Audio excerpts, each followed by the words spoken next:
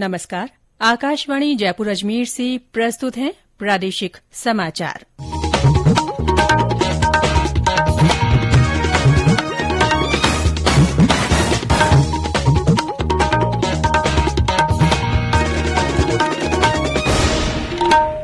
मुख्य समाचार।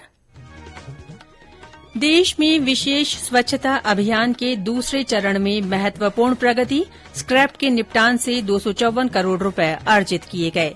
कांग्रेस पार्टी के नवनिर्वाचित राष्ट्रीय अध्यक्ष मल्लिकार्जुन खड़गे आज पदभार ग्रहण करेंगे।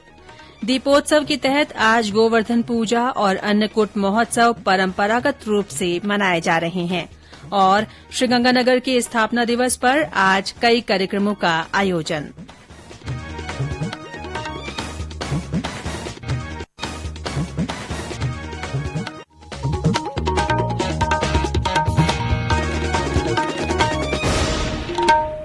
समाचारों के साथ मैं रितिका गुप्ता और अब समाचार विस्तार से।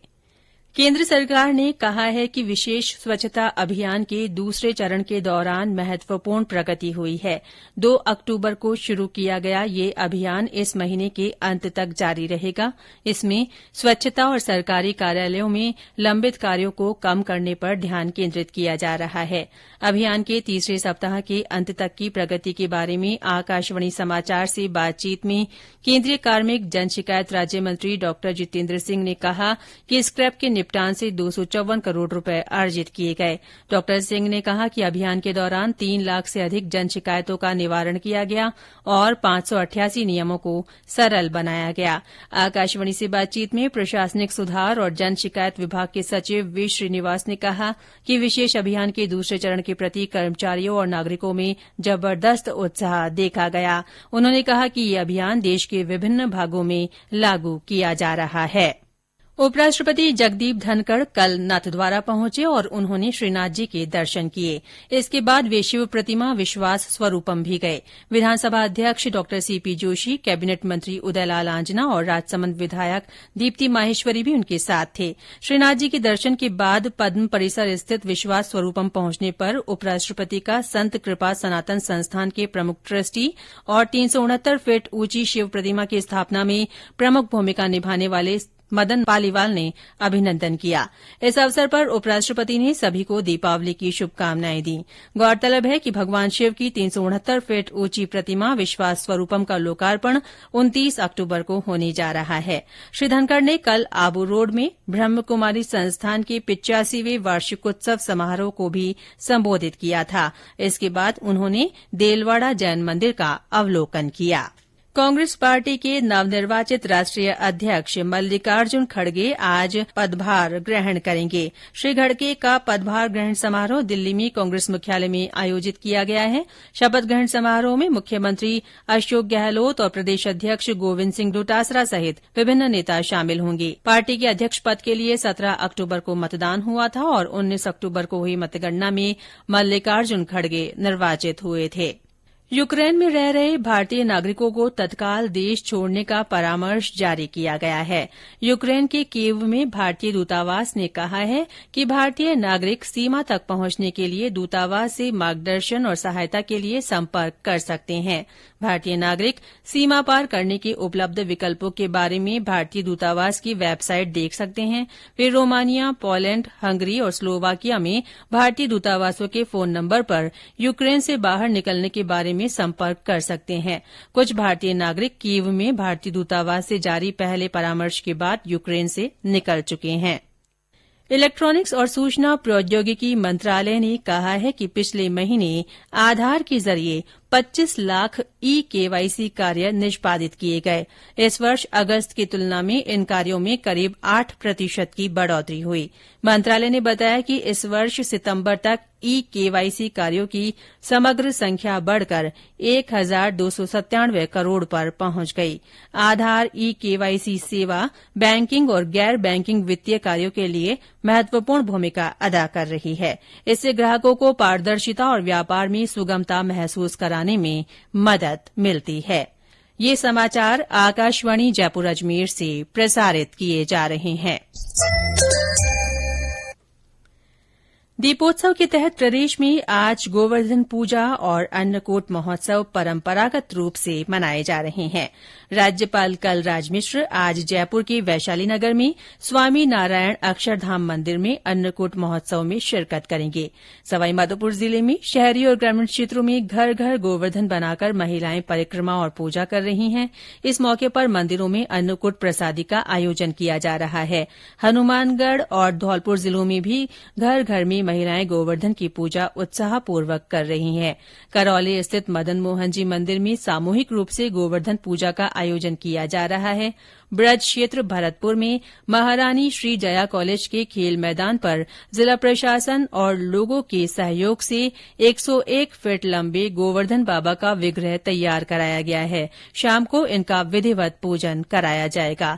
ब्यौरा हमारे संवाददाता से। ब्रज क्षेत्र भरतपुर में आज गोवर्धन पूजन की धूम मची हुई है।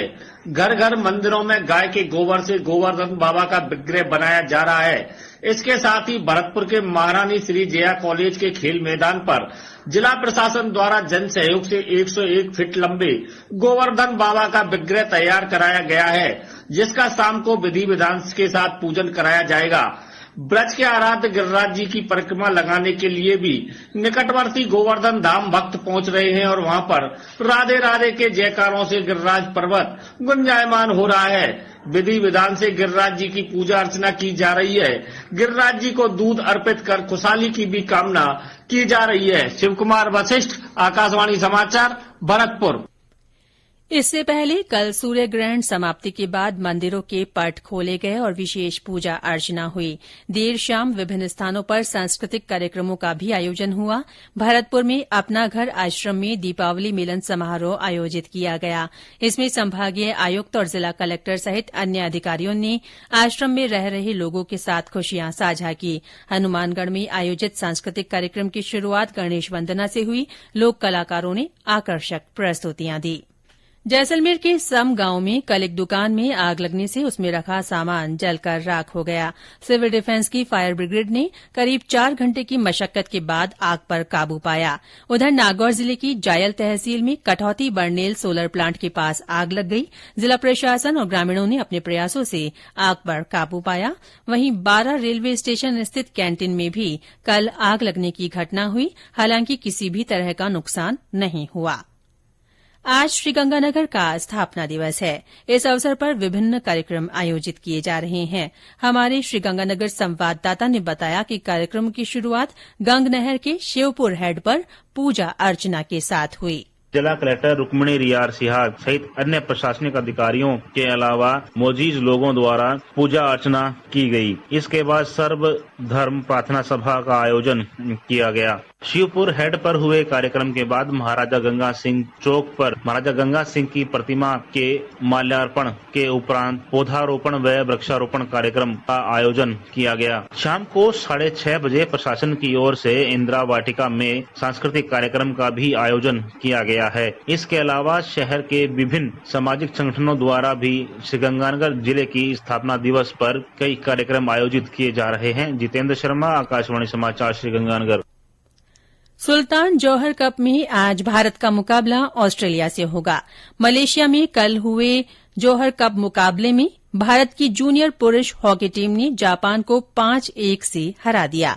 कप्तान उत्तम सिंह, रोहित, जॉनसन पूर्टी, बॉबी सिंह धामी और अमनदीप लाकड़ा ने भारत की तरफ से गोल किए, जबकि जापान की तरफ से एकमात्र गोल इकुमी सायेकी ने किया।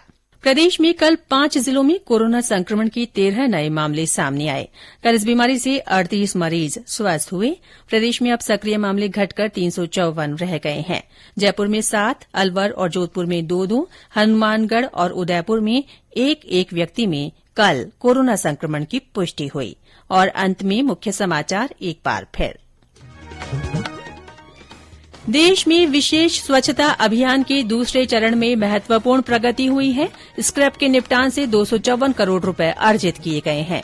कांग्रेस पार्टी के नवनिर्वाचित राष्ट्रीय अध्यक्ष मल्लिकार्जुन खड़गे आज पदभार ग्रहण करेंगे। दीपोत्सव के तहत आज गोवर्धन पूजा और अन्नकूट महोत्सव परंपरागत रूप से मनाए जा रहे हैं। और श्रीगंगानगर के स्थापना दिवस पर आज कई कार्यक्रमों का आयोजन हो रहा है। इसी के साथ प्रादेशिक समाचार बुलेटिन समाप्त हुआ। नमस्कार।